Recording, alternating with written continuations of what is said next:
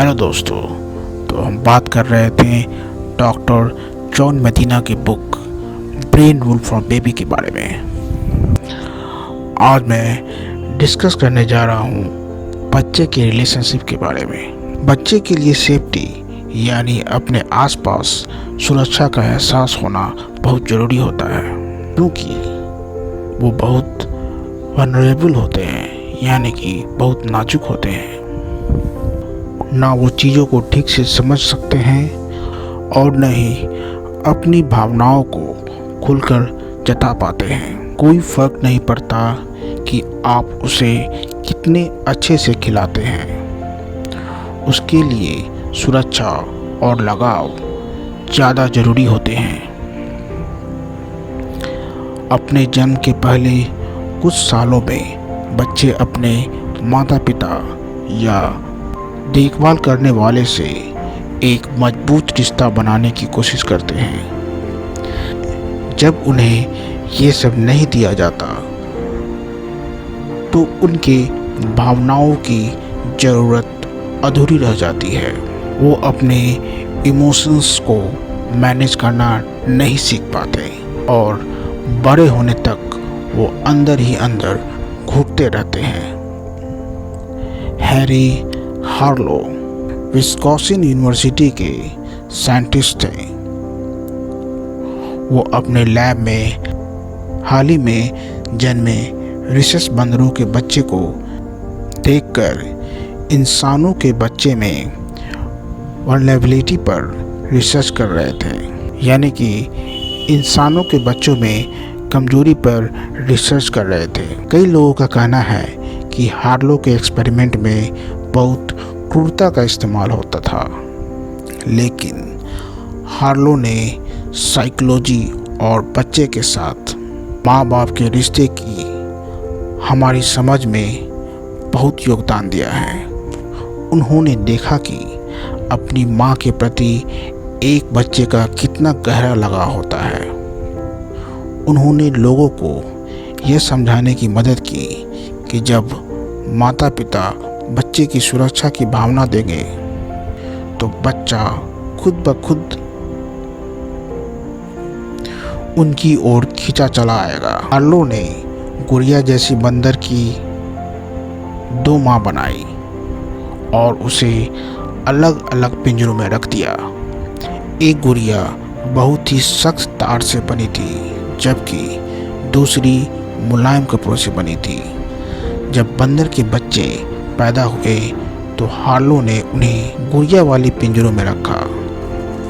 दोनों गुड़िया के साथ बंद बोतलें भी जोड़ दिए गए ताकि बच्चों को खाना खिलाया जा सके। हालांकि बच्चे दोनों गुड़िया से जुड़े बोतल से खाना खा लेते थे, लेकिन वह नर्म कपड़ों से बनी गुड़िया के साथ खेलना, उस पर चढ़ना और उछल कूद करना पसंद करते थे। लेकिन वो ऐसा क्यों करते थे?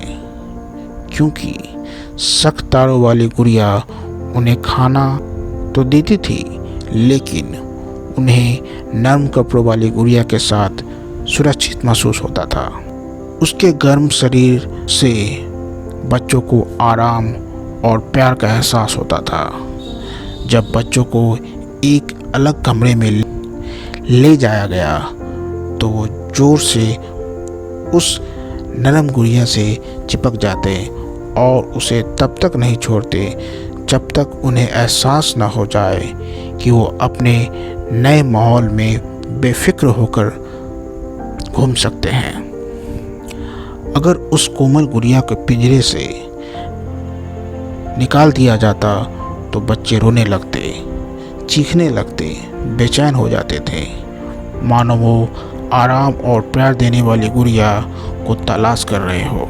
हार्लो के एक्सपेरिमेंट में पता चलता है कि मैमल्स यानी दूध पिलाने वाली जानवर के बच्चे को अपनी माँ से सुरक्षा और प्यार की ज़रूरत होती है।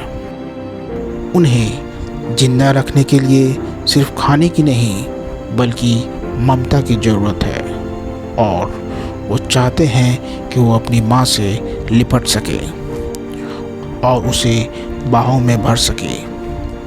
उनका छूना बच्चे को आराम पहुंचाता है।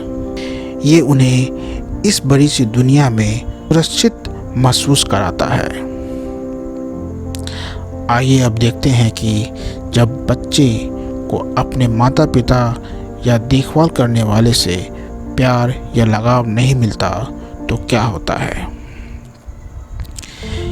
ये कहानी किसी लैब में बंदरों के ऊपर किए गए एक्सपेरिमेंट के बारे में नहीं है।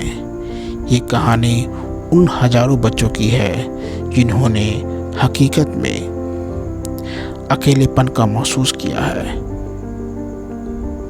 ये हादसा 1966 कम्युनिस्ट रोमानिया के दौर में हुआ था। आबादी बढ़ने के लिए वहाँ के तानाशाह निकोले च्यूसेक्स ने एबॉर्शन को बंद कर दिया और बच्चे को गिराने वाली दवाई भी मिलनी बंद हो गई थी। उसने आदेश दिया कि 25 साल और उसके ऊपर की उम्र की लड़कियां को, चाहे वो शादीशुदा हो या कुमारी हो, उन्हें बच्चे को जन्म देना होगा। अगर वो ऐसा नहीं करेंगे तो उन्हें भारी टैक्स देना होगा। जैसे जैसे ज़्यादा बच्चे पैदा होते जा रहे थे वैसे वैसे गरीबी और बेघर लोगों की तादाद बढ़ती जा रही थी। इसीलिए अब लोगों ने अपने बच्चे को अनाथ की तरह छोड़ देने का फैसला कर लिया था। अब कचरे के डब्बे में खुली सड़क पर यूं ही लोग बच्चों को छोड़ने लगे। निकोले ने उन हजारों बच्चों की देखभाल करने के लिए शहर में अनाथालय बनाने का हुक्म दिया, लेकिन उस वक्त रोमानिया बहुत कर्जे में डूबा हुआ था और ज़्यादातर पैसा उसे चुकाने में खर्च हो चुका था। इस वजह से अनाथालयों में खाना, बिजली, पानी और बाकी की बुनियादी ज़रूरतों की कमी हो गई थी। जिन हालतों में बच्चे रह रहे थे वो बहुत दर्दनाक और दुखदाई था। बच्चे को गोद में उठाने वाला या प्यार से सहलाने वाला कोई नहीं था। उनमें से कई बच्चों के मुंह में दूध की बोतल रखकर उन्हें बिस्तर से बांधकर अकेला छोड़ दिया गया था। उनके बिस्तर मल मूत्र और गंदगी से भर गए थे। बिना इंसानी जज्बाती के, बिना किसी देखभाल के वो बच्चे बस एकटक खाली दीवारों को देखते रहते। उनके कमरे में इतना सन्नाटा था कि किसी के रोने की आवाज़ तक सुनाई नहीं देती थी। इस बच्चों के मरने की संख्या बहुत ज़्यादा थी। अनाथालयों को बच्चों का नाजी कंसंट्रेशन कैंप कहना शुरू कर दिया था। इसीलिए साइकोलॉजिस्ट के एक ग्रुप ने गंभीर रूप से सदमे में आए इन बच्चों का इलाज करने का फैसला लिया।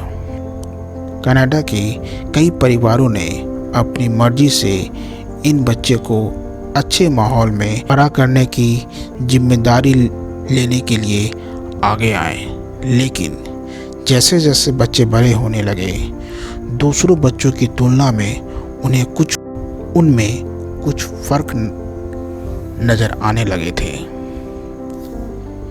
जिन बच्चों के 4 महीने की उम्र से पहले गोद लिया गया था उनकी ग्रोथ ठीक थी। वो किसी भी नॉर्मल बच्चे की तरह खुश थे, लेकिन जिन बच्चों को 8 महीने की उम्र के बाद अपनाया गया था वो गुस्सैल और झगड़ालू हो गए थे। वो लोगों से घुलते मिलते नहीं थे। इसके साथ साथ वो ईटिंग डिसऑर्डर और कई तरह की बीमारियों का शिकार हो चुके थे, क्योंकि इन बच्चों का कम उम्र में वो प्यार और सुरक्षा नहीं मिला। वो बहुत स्ट्रेस महसूस कर रहे थे। ये सदमा इतना गहरा होता है कि कई साल बीत जाने के बाद भी ये बच्चे नॉर्मल तरीके से न जी पा रहे थे और न जिंदगी का आनंद ले पा रहे थे। इसे अपने बच्चे के साथ न होने दे। अपने बच्चे पर दिल खोलकर प्यार और देखभाल की छाया बनाए रखें। खासकर पहले 3 सालों तक। इस समय बच्चे का ब्रेन डेवलप करने के स्टेज में होता है। जिस तरह से आप अपने बच्चे की देखभाल करते हैं, उसकी ज़रूरतों को पूरा करते हैं, उसका सीधा असर उसके ब्रेन की उन हिस्सों पर पड़ता है जिसका संबंध स्ट्रेस और सोशल बिहेवियर से होता है। जब भी आपका बच्चा रोए, चाहे वो भूख की वजह से हो या सिर्फ आपकी मौजूदगी के लिए हो, तुरंत उसके पास जाएं। इससे उसे महसूस होगा कि ये दुनिया रहने के लिए एक सुरक्षित जगह है। वो जान पाएगा कि उसे घबराने या चिंता करने की ज़रूरत नहीं है, क्योंकि आप उसके लिए हमेशा मौजूद रहेंगे। धन्यवाद।